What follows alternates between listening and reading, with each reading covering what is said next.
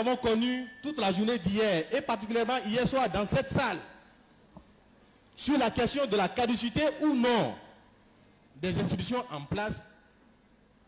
J'ai dit que je ne voudrais pas que ce soit la télévision qui serve d'élément catalyseur et d'étincelle pour encore créer des problèmes au sein de la conférence qui en a déjà suffisamment. Il faut accepter le maintien de l'actuel président de la République qui assurera pendant une période de 6 mois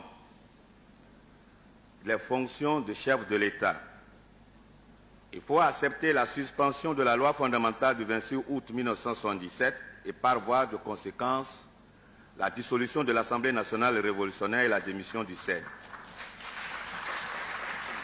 Il faudra aussi la suspension de toutes les institutions judiciaires actuelles et la mise en place d'autres institutions qui puissent nous permettre d'avoir la démocratie, la vraie démocratie.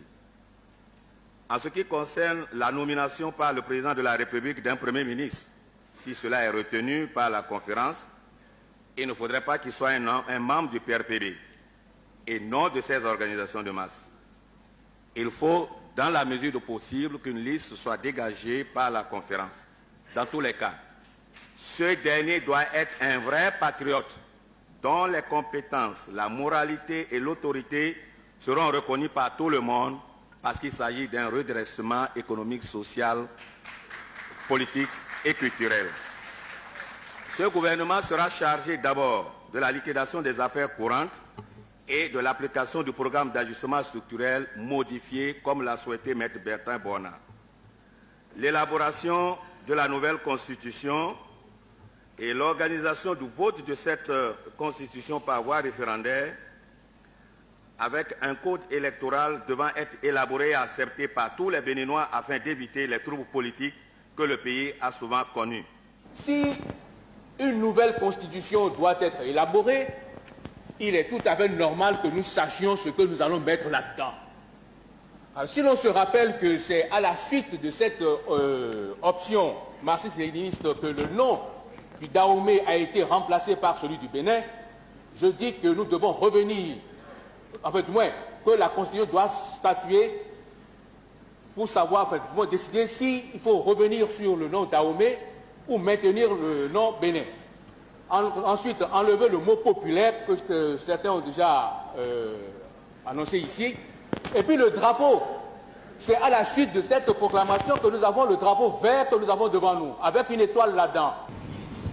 Il faut faire en sorte que le choix que nous aurons à faire fasse en sorte que rien ne soit plus comme avant 1972, ni comme avant 1989.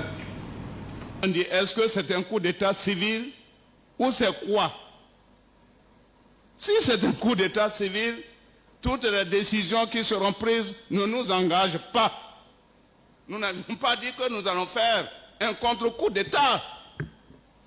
Nous sommes chefs de l'État.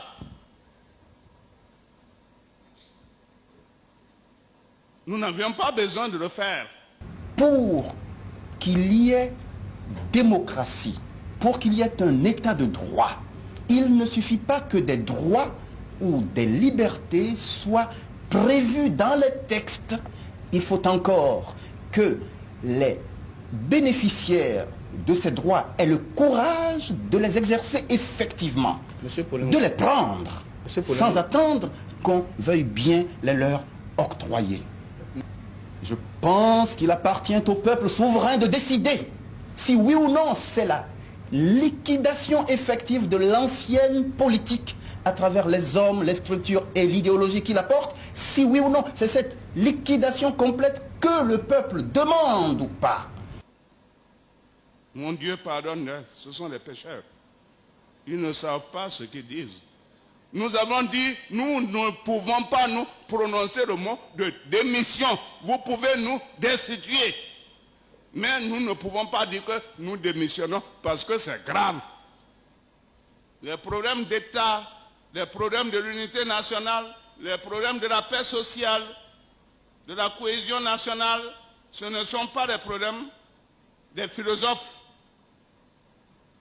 nous demandons donc au professeur Ntonji d'être patient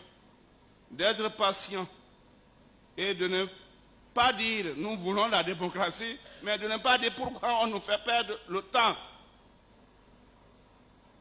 Il vaut mieux perdre le temps et trouver une solution juste à ces problèmes que de vouloir gagner le temps et perdre sa vie ou faire perdre la vie aux autres. La Banque mondiale a fait un certain nombre d'audits sur ce système bancaire qui était géré en dépit du bon sens. Le montant, je l'ai déjà dit, des créances gelées compromises se monte à 113 milliards, dont 62 milliards et demi rien que pour les entreprises publiques et parapubliques. Ça, je trouve que véritablement, ce problème doit être réglé au sein de la commission sur l'enrichissement illicite, parce qu'il n'est pas normal qu'on ait gaspillé l'épargne des travailleurs. Et si les syndicats avaient fait leur travail, ils auraient dû demander qu'on fasse rendre gorge à ces personnes. Nous travaillons gratuitement et c'est ce qui a amené la corruption rampante. Nous disons non. C'est parce que nous savions que nous n'avions pas de moyens. Et si nous avions créé des salaires politiques depuis 1972, le PAS les aurait déjà balayés. N'est-ce pas, Nicéphore Soglo? Il a déjà quitté sa chaise. Non, il est là. Il est là, comme le dirait l'autre. Il est là. Non, il est là.